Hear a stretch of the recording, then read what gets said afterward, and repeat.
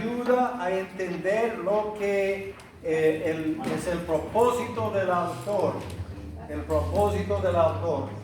En este caso, para mí, el propósito es de 1 Timoteo 3, 14 y 15. 1 Timoteo 3, 14 y 15. Aquí Pablo dice: esto te escribo, aunque tengo la esperanza de ir pronto a verte, para que si tardo, sepas cómo debes conducirte en la casa de Dios, que es la iglesia del Dios viviente, columna y baluarte de la verdad. Entonces, ¿cuál es el concepto principal, el propósito principal para esta carta?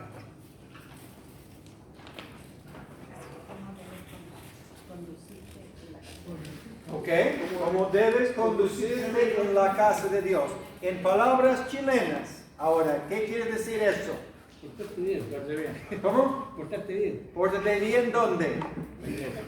En las reuniones de la iglesia. ¿Cómo debemos comportarnos en la reunión de la iglesia? ¿No es esto el mensaje aquí? Esto te escribo, Timoteo, aunque voy pronto a verte, si Dios quiere, pero quiero que sepas algo.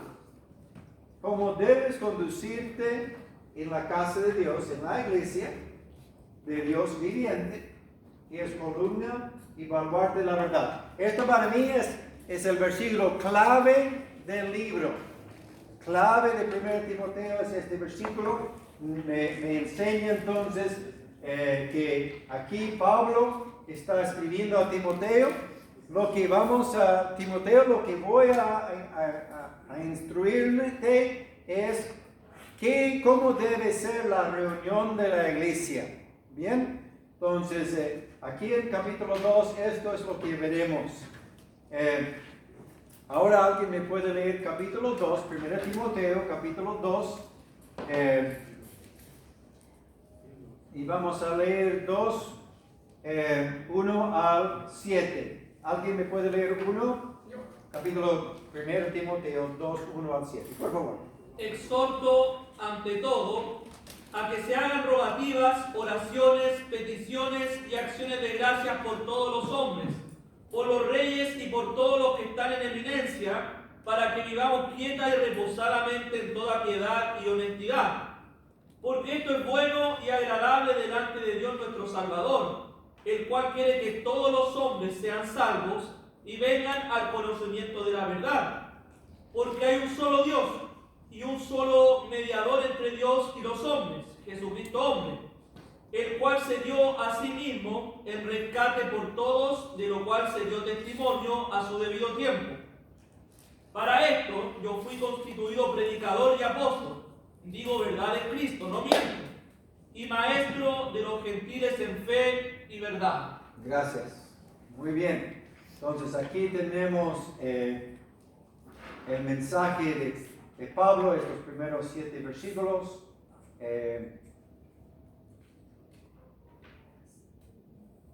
Vamos, ahora sí. Este capítulo entonces enfoca el tema importante de la adoración de Dios en la iglesia. La adoración de la iglesia es tema de mucha importancia en nuestros tiempos, tal como era en tiempo de Pablo.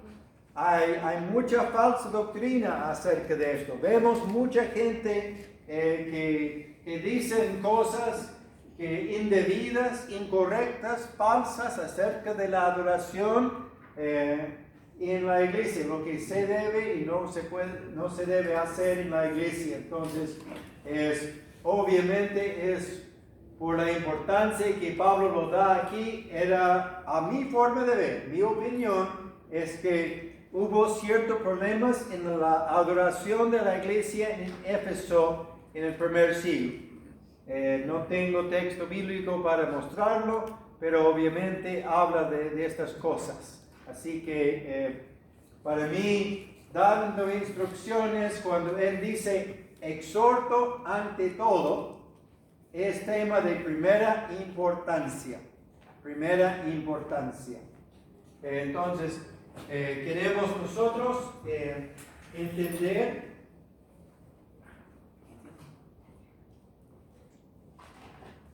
que hay que fijarnos en lo que Pablo está diciendo. Si una persona llega, ¿ustedes pueden acercarlo y entregar estas hojas? Muchas gracias, sería muy agradecido.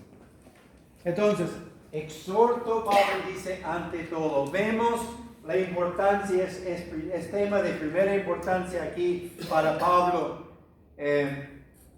Primero, Timoteo recibe instrucciones acerca de qué en capítulo 1. Capítulo 1, mensaje era específicamente para qué.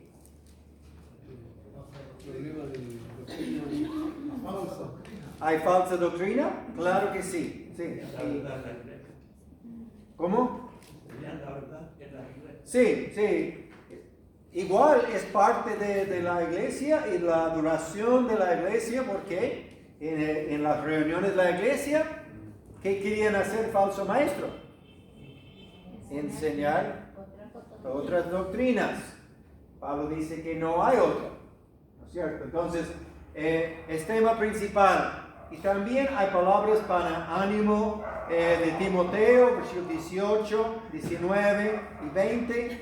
Pero ahora dice, esto es sí, para todos los hermanos. Exhorto ante todo.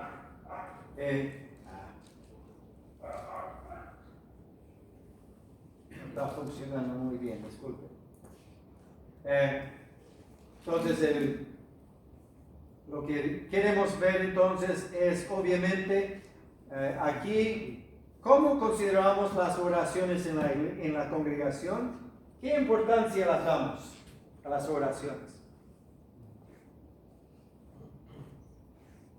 Roberto, te toca predicar el domingo, digamos. No, bueno, puede ser que sí. Si me enfermo, puede ser. ¿Cuánto tiempo en preparación para el sermón?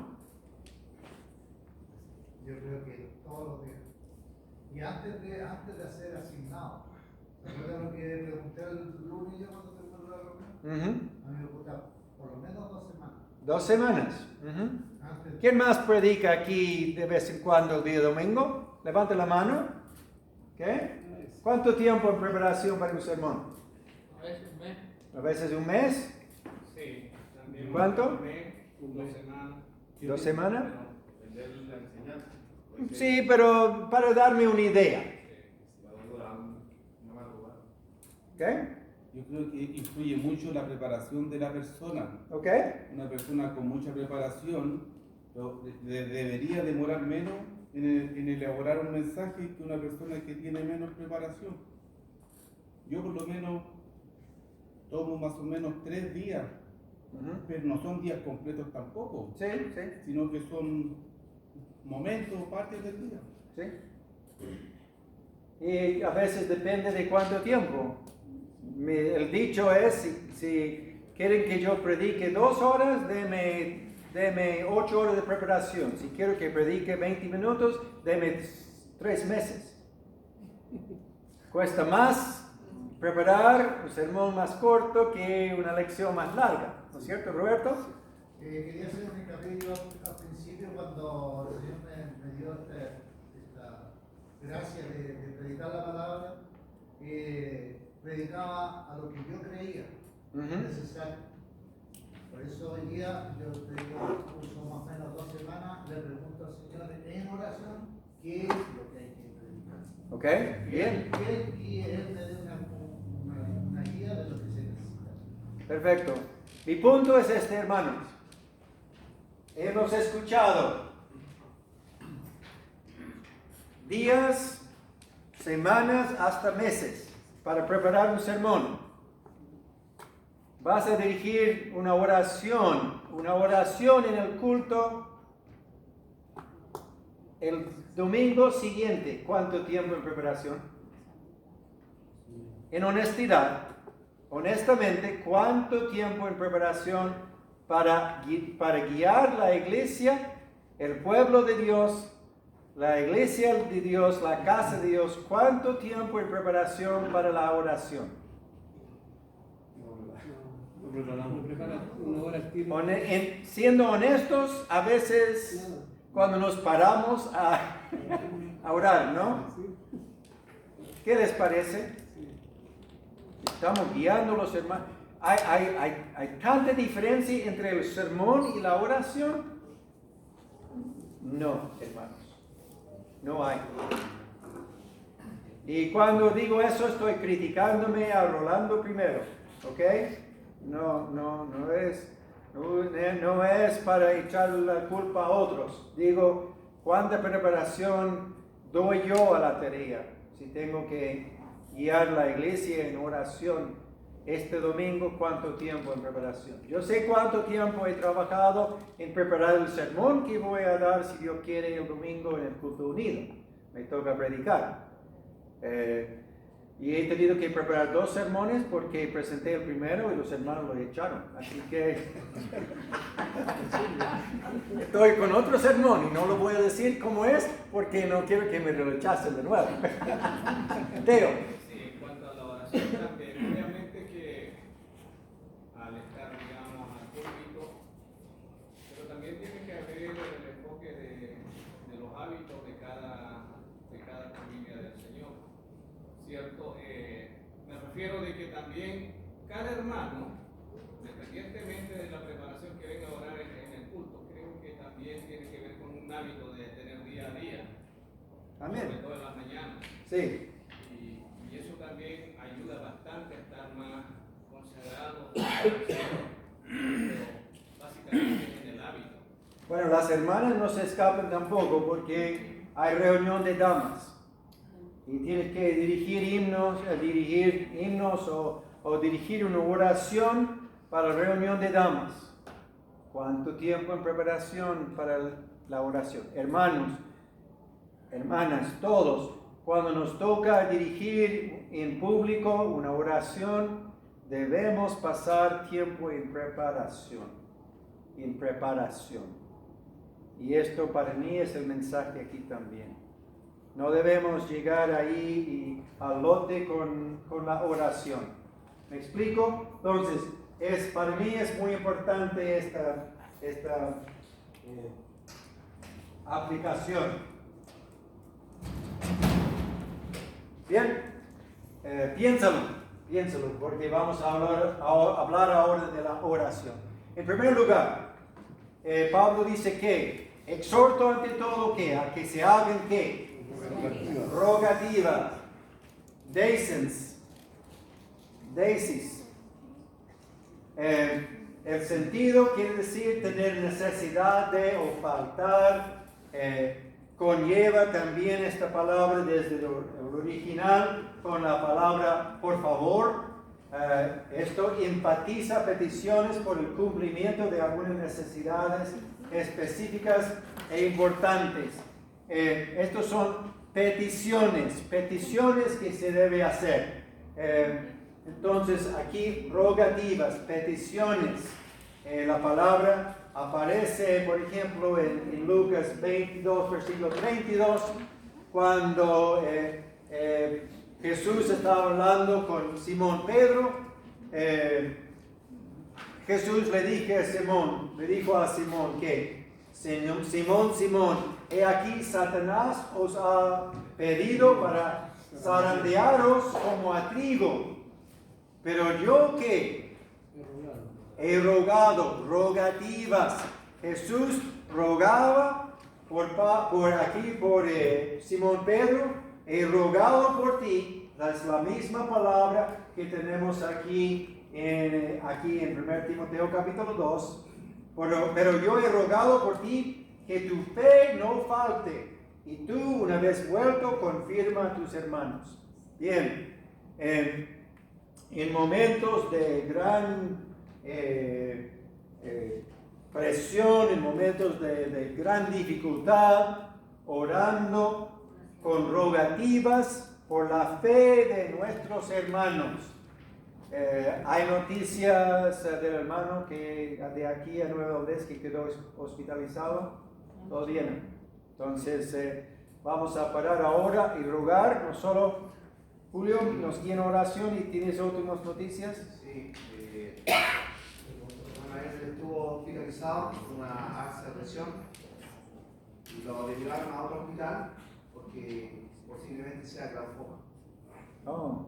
Pero ya su alza de presión, que está crítica, está controlada y iban en camino al hospital. Ok. Ok. Donde así por evidencia, pero todavía no dijo la dirección exacta. Bien. Hermanos, muchas veces oramos por la parte física de la salud, pero no debemos faltar en oración por la fe, por esta prueba. Muchas veces nos enfocamos en la salud física, pero ¿cuál es más importante? La salud espiritual. Entonces, como Jesús dijo en Lucas 22:32, he rogado por ti para que tu fe no falte. Entonces, también cuando los hermanos están en gran prueba, también puede ser tiempo de problemas de fe. Puede ser Satanás está atacándoles a su fe también. Entonces, Julio, por favor, nos puede guiar en oración por el hermano. Por favor. Oremos. Una rogativa. Oh bendito Dios, Padre eterno, bendito Señor, que usted habita en las alturas benditas, en el cielo santísimo, Señor. Damos gracias, Señor, porque usted nos da esta bendición, poder dirigirnos a usted por medio del Espíritu Santo, Señor, para poder rogar, para poder implorarle, Señor, de todo corazón, por nuestro hermano Franklin Plazola, Señor. Queremos, Señor, y le rogamos que nos esté cuidando, confiamos que usted está con él, el Espíritu Santo está con él, Señor, y junto a su esposa también, que van camino al otro hospital, Señor. Rogamos que todo salga bien y no sea algo tan grave, no sea glaucoma, sino algo que sea menor, Señor. Pero los propósitos son suyos, Señor, y todas las cosas se hacen con el propósito que viene de su bendita y preciosa voluntad, Señor. De todo corazón, cada uno aquí los presentes, Señor, rogamos para que todo salga bien y Franklin esté de vuelta, sano, Señor, en su casa y con mejores noticias. En el nombre santísimo de nuestro Rey y Salvador Jesucristo, le damos gracias y lo rogamos. Amén. Amén. Si alguien pudiera hacerles saber que hemos estado en oración por ellos esta noche, a veces anima a la persona a saber que hay un grupo en oración, ¿no? Entonces, primera palabra, rogativas. Es importante que hagamos estas rogativas. También oraciones, la palabra aquí, segunda palabra, en la lista, en el griego, aquí vemos la palabra oraciones. La palabra oraciones, proseuche, significa plegaria y adoración. Se encuentra esta misma palabra de griego en Mateo, Hechos 2, Hechos 10, Santiago y 1 de Pedro capítulo 3. Es la palabra general de conversar con Dios, pero probablemente se refiere a peticiones por necesidad que están siempre presentes, en contraste con súplicas en situaciones específicas. Entonces, aquí la plegaria implica también proscuñar, significa besar la tierra. Besar la tierra. ¿Por qué ese concepto? ¿De dónde viene ese concepto? Humillarse, inclinarse ante el Padre. La postura de oración es un tema que ustedes pueden estudiar, pero muchas veces yo creo que no lo tomamos en cuenta, pero por lo menos debe hacer el concepto espiritual de humillarse frente al Padre Celestial en oración con este concepto. La tercera palabra, peticiones. Es un término técnico para allegarse a un rey en intercesión. ¿Cómo llegaba Nehemías al rey del reino mundial. Nehemías, cuando quiso pedir ayuda al rey, ¿cómo llegó?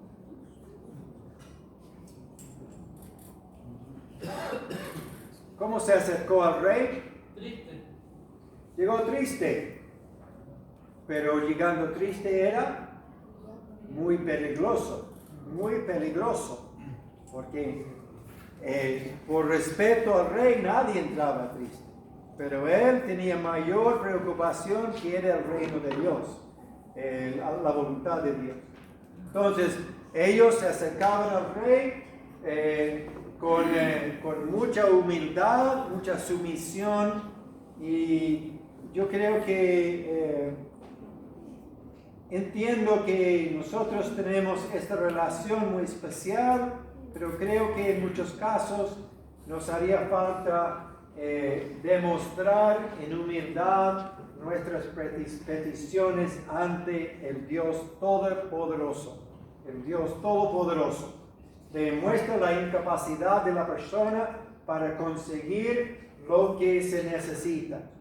Yo no lo puedo. Entonces tenemos que pedir ayuda.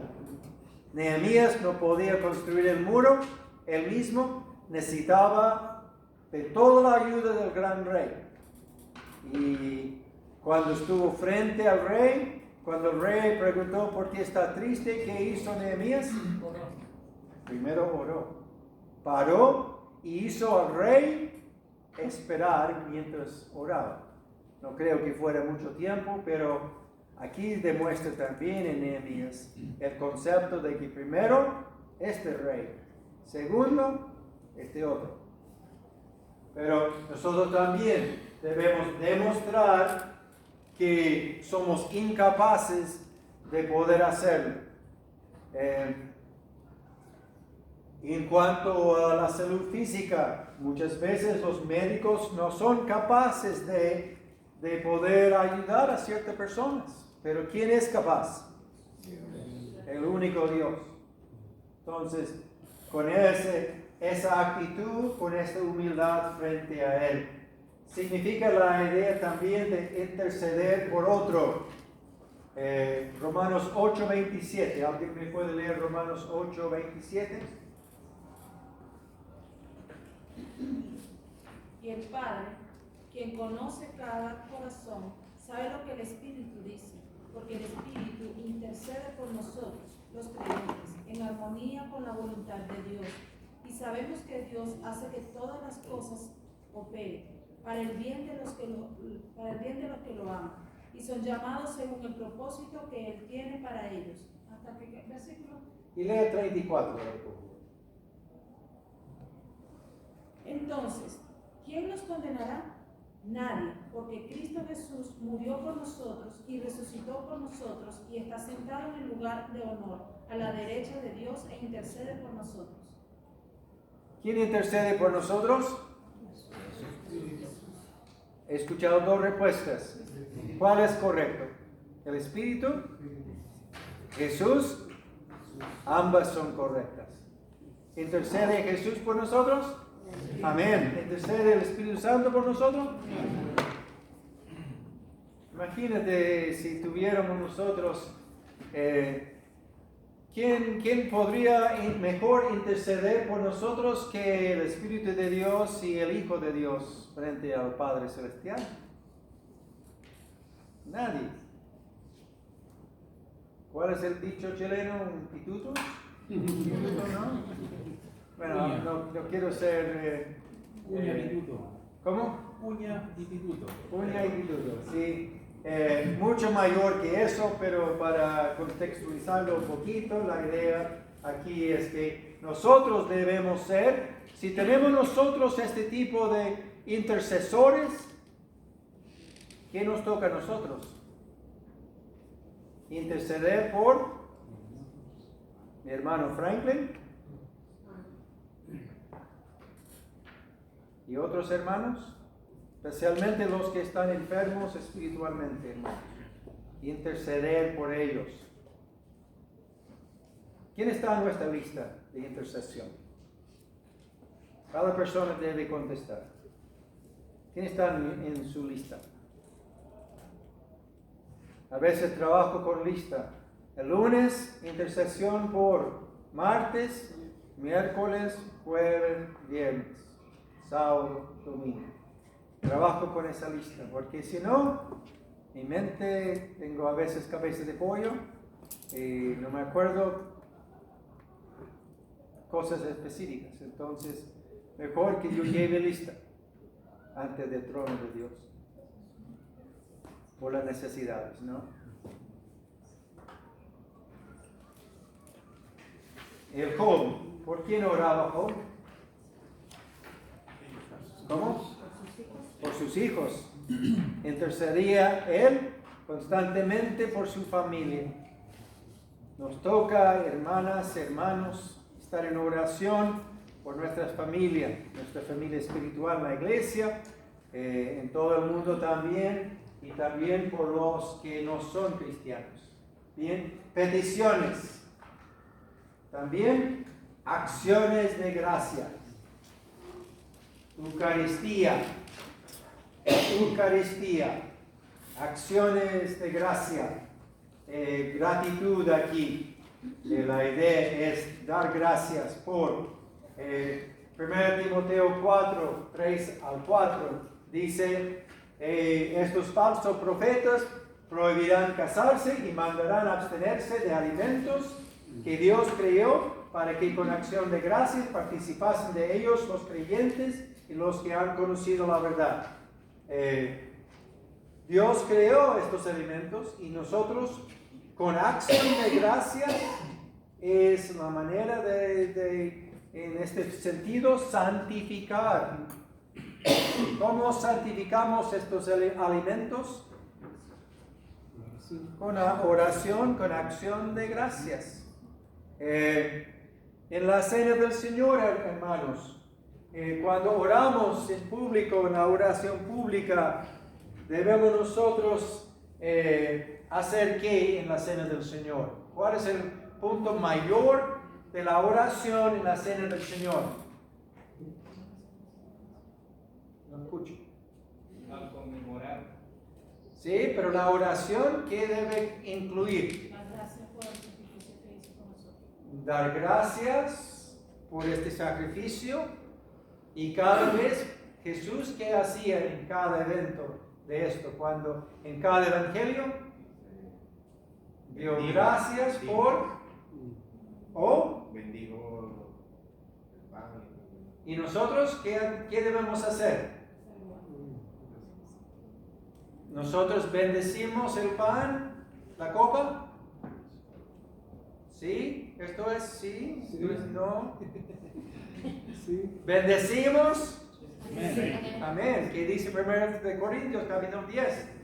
La copa que, Bendecido. ¿cómo lo bendecimos? La verdad que nosotros no lo bendecimos. Nosotros No, pedimos, no es cierto. Sí, lo bendecimos. pero le pedimos a Dios que lo bendiga. Pero mi pregunta es, ¿de qué texto sacamos esta conclusión?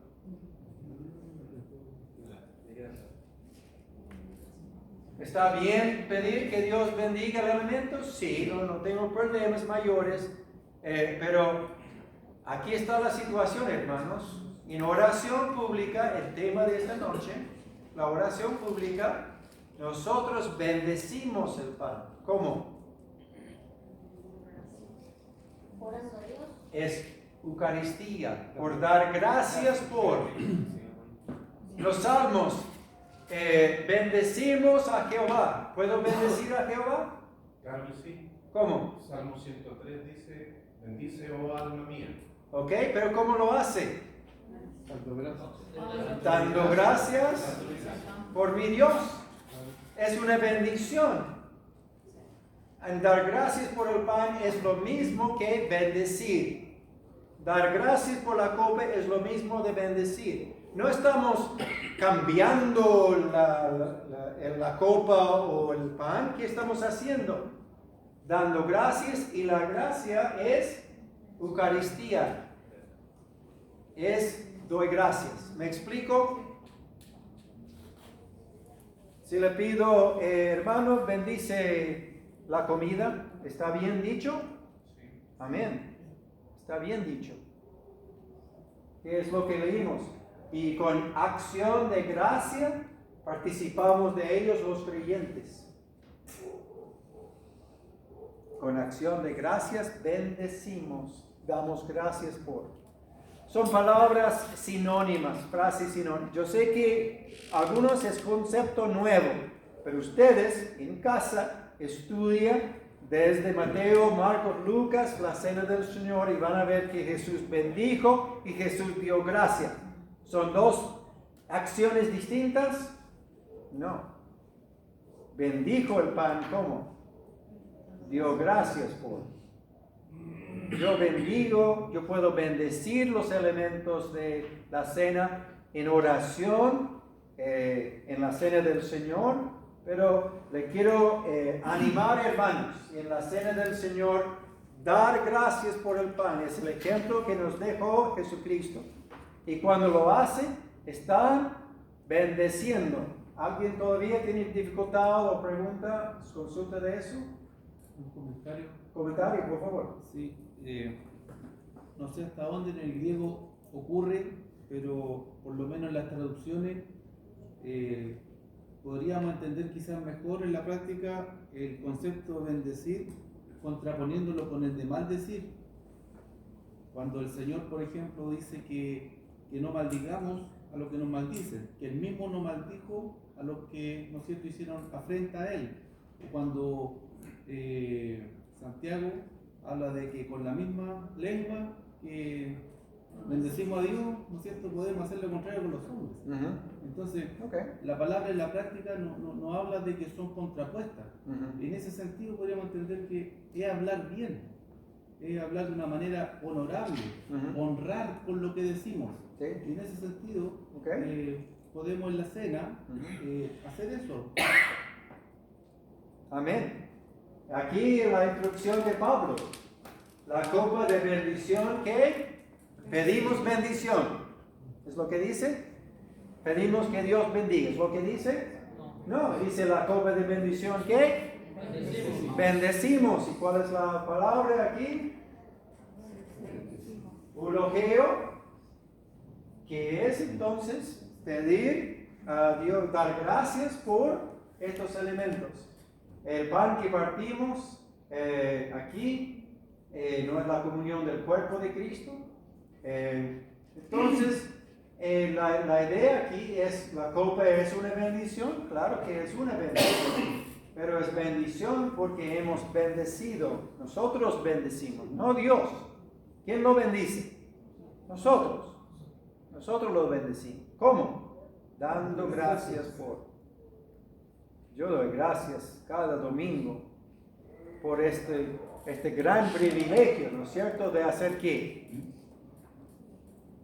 Tener comunión con mi Dios, ¿no es cierto? Estas iglesias que lo hacen una vez al mes, 2 veces al año, bueno, ¿qué están perdiendo ellos? Mucho. Yo quiero tener comunión el primer día de la semana con mi Dios, no esperar meses en hacerlo. ¿Me explico? Pero estudienlo ustedes. Eso es la tarea de anoche, ¿no? Tienen que comparar las escrituras con lo que estoy diciendo. Pero es lo mismo como dijo Miguel, bendice a Jehová, alma mía. ¿Cómo puedo bendecir a Jehová? ¿Tengo yo alguna bendición que va a recibir? Dios va a decir, gracias Rolando por esta gran bendición. ¿O es el concepto lo mismo? Cuando yo doy gracias por Dios, es bendecir. ¿Me explico? David dio gracias por Dios. En este sentido, bendecía él a Jehová y yo también. ¿Alguien tiene problema o discusión, diferencia de ideas? Ahora es el tiempo. Quiero terminar con versículo 1 antes de las 9:30. Si sea posible, ¿no? Bien. Rolando, Adelante. Rolando, ¿cuándo queda hablar? ¿Cómo? Mario quiere hablar. Mario. Una pregunta. Adelante, Mario. Por ejemplo, nosotros cuando celebramos la Santa Cena, Amén. por ejemplo, si me toca a mí hacer eso, y yo le pido a nuestro Padre Celestial que nos dé su bendición a través de todos los que estamos presentes para celebrar la Cena del Señor. Nosotros, o sea, yo estoy pidiendo a Dios la bendición. O sea, yo no estoy dando bendición. Esa es la pregunta que me tiene mi... Ok. Mire, yo sé que para muchos este concepto es nuevo y no quiero, no es de mi parte convencerles en esta noche. Estoy dándoles tarea de estudiar en su propia Biblia, de su propio estudio, su tiempo de luchar, de pelear con estos conceptos para ver si tiene razón o no. Hermano, el problema mío es lo que Pablo me da de mandamiento, la copa que bendecimos. Si nosotros no debemos bendecir, Pablo se equivocó y voy a tener que cortar con una navaja ese versículo y tirarlo de mi Biblia. ¿Me explico? Entonces, hay mucho que se puede pasar una hora conversándolo, pero no tengo problemas que alguien pida a Dios bendición. No tengo problemas, pero sí yo, por el ejemplo que Jesús nos dio y por las instrucciones de Pablo, tengo que dar gracias por el pan y la copa.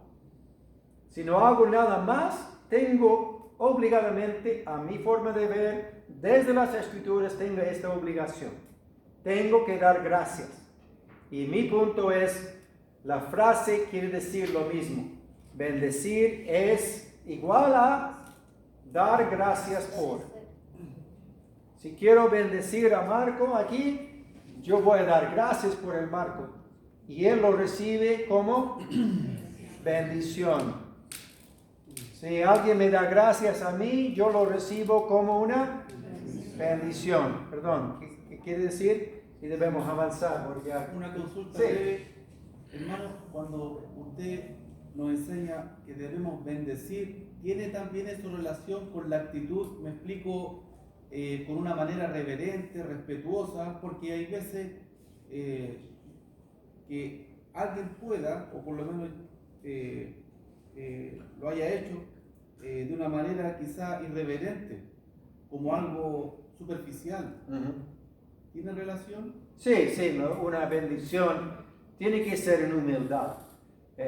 Si no, no es bendición, ni para Dios ni nadie. Julio. Cortito, voy a leer un texto, Rolando. Adelante.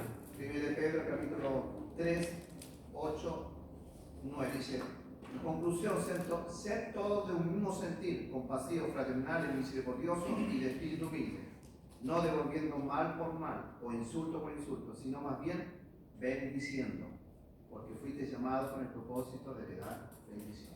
Okay. ¿Cuál es el texto? 1 de Pedro, capítulo 3, 8 y 9. Y en adelante.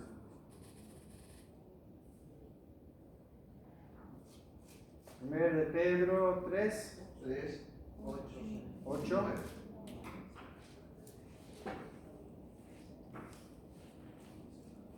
Interesante que ¿sí? Es la misma palabra, filología,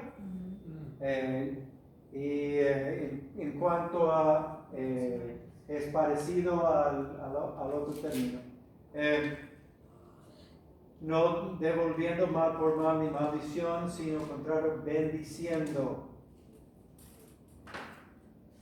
¿Cómo bendecimos nosotros entonces? Bien, es para rato estudiar, y sé que en muchos casos hemos tenido la práctica, el concepto, pero hermanos, yo sé que ustedes llevan años en la fe. No estoy aquí para darles leche. ¿Okay? Ya han tomado suficiente leche. Estamos aquí tratando mi deseo es entregarle un poco de carne. Puede ser carne dura, no muy blanda, tiene que masticarlo mucho, y yo con pocos dientes ahora no me sirve eso, pero mi idea es esta.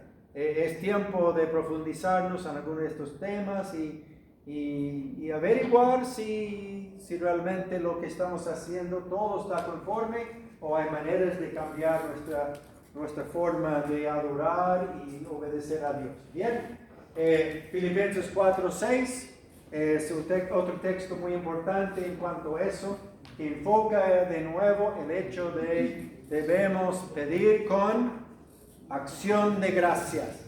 Acción de gracias. Bien. Orar por quiénes. Al final del versículo 1. Ya estamos casi terminando con el versículo 1. Por todos los hombres. Bien. La idea aquí no es de cada persona en todo el mundo, sino todos sin distinción de raza, nacionalidad o posición social. No estoy aquí para orar solamente por los venezolanos que están aquí esta noche, aunque los amo mucho, ni por los norteamericanos, ni por solamente los chilenos, sino por todos. Bien, esto es la idea, todos los hombres. Es imprescindible que determinemos si la palabra hombre aquí se refiere a ambos, mujeres y hombres, o solo a hombres, porque la Reina Valera traduce antropos y aner con una misma palabra hombres. Y esto nos deja con bastante confusión. Aquí entonces Pablo repite la misma palabra hombres, hombres, hombres, hombres, hombres, hombres en este texto. Entonces, si está repitiendo la palabra hombres, debemos analizarlo, porque en el griego existen dos palabras. La palabra antropos, como nosotros decimos, antropología, y la palabra aner, que quiere decir que varones de hombres machos, y guné es mujer. Entonces, aner, guné. ¿Me explico? Entonces, aquí en capítulo 2, versículo 1, tenemos la palabra hombres, y el griego es antropos. En 2.4, la palabra es antropos. En 2.5, antropos. En 2.5, de nuevo, antropos. Entonces, interesante, ¿no? Antropos, antropos, antropos, antropos. Pero en 2.8, hombres, y es macho. Oh, ¿por qué cambió palabra Pablo? Del texto Reina Valera no se nota el cambio, pero en el original se puede notar. Y en 2.12, de nuevo, antropos. Entonces, ¿Cuál es la palabra de 8? Perdón. Aner. ¿Aner? Aner. Alfa, nu.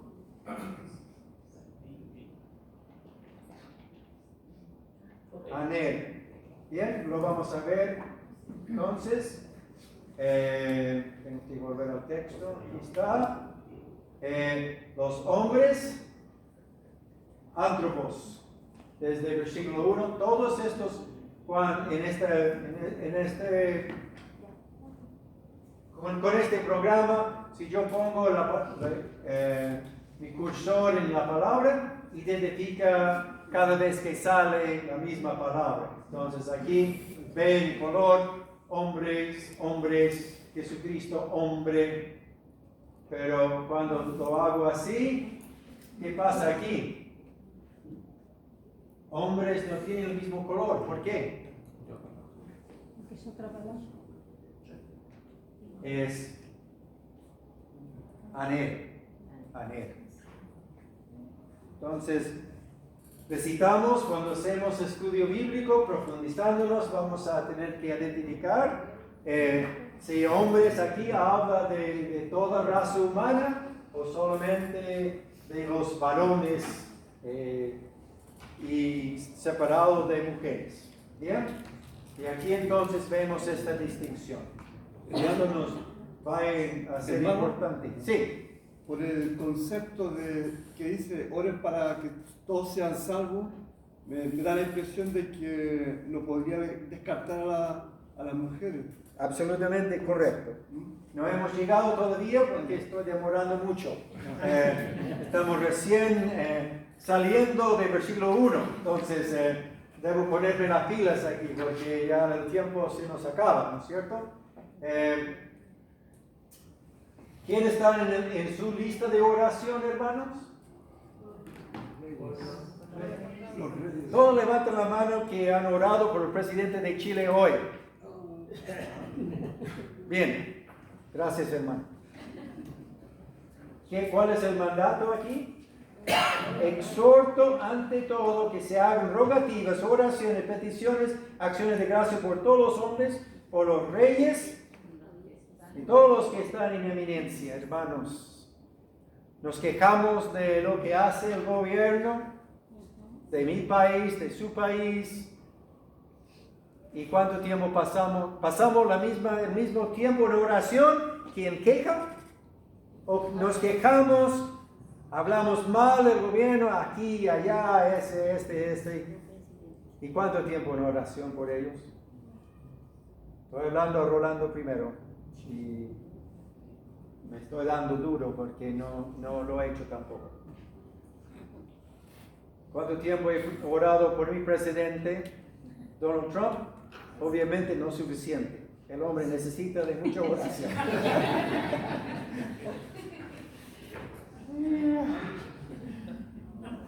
¿No es cierto? Todo el mundo quiere quejarse de toda la parte del gobierno, porque nos da muchos problemas en sacar las visas, ¿no es cierto, hermanos? ¿No es cierto? Amén, amén. ¿Qué tipo de libertad gubernamental tenía la iglesia en el primer siglo? Pablo no tenía problemas con el gobierno, ¿no es cierto? Nunca hubo problemas con el gobierno. ¿Cómo? Teo, ¿está diciendo lo que estoy diciendo es falso? Es muy falso, ¿no? ¿Cierto? Y es el mismo Pablo que dice hay que orar por ellos. Se llevaron preso. Pusieron bajo arresto domiciliario. Después el gobierno romano, según lo que entiendo, lo mató. Igual pide que oración por ellos. A pesar de tener una madre romana.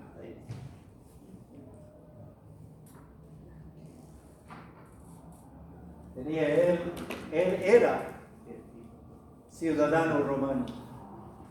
No lo había comprado de herencia. Igual lo perseguían a él.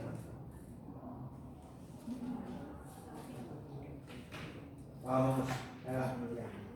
No está funcionando bien, disculpen.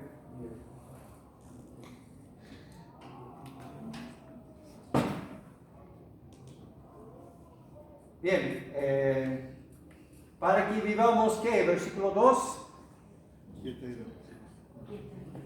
Quieta y reposadamente en toda piedad y honestidad. Quieta aquí quiere decir pacífico, tranquilo. Indica una vida que está libre de inquietudes externas. Reposadamente quiere decir una vida que está libre de inquietudes internas. Por afuera, por dentro, tranquilo, paz. El paz de Dios. Vivir una vida quieta, paz interna, tranquilidad interna. Esta palabra quieta lo vamos a ver de nuevo en unos momentos más.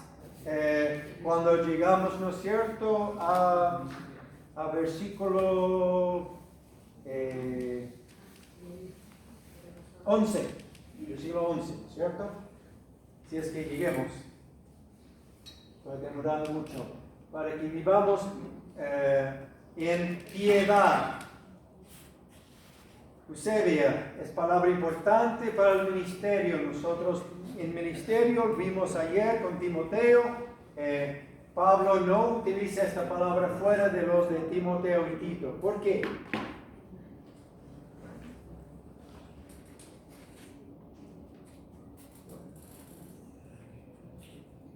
Esta palabra precisa no ocurre fuera de Timoteo y Tito. ¿Por qué?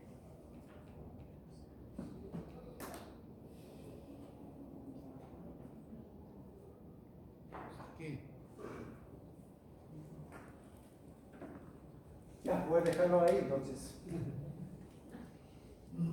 Busca la palabra, no ahora por falta de tiempo, pero vemos esta misma palabra piedad varias veces en 1 Timoteo. Pablo dice a Timoteo y a Tito ambos la importancia de la piedad. Para uno que trabaja en ministerio a tiempo completo, la piedad es una lucha. Es una lucha. Hay que ser, ¿qué? ¿Qué dijo Pablo a Timoteo? Sé ejemplo de los creyentes. Debo llevar la piedad para ser ejemplo a los demás, especialmente los que trabajan en tiempo completo en ministerio, pero también en cuanto a todos.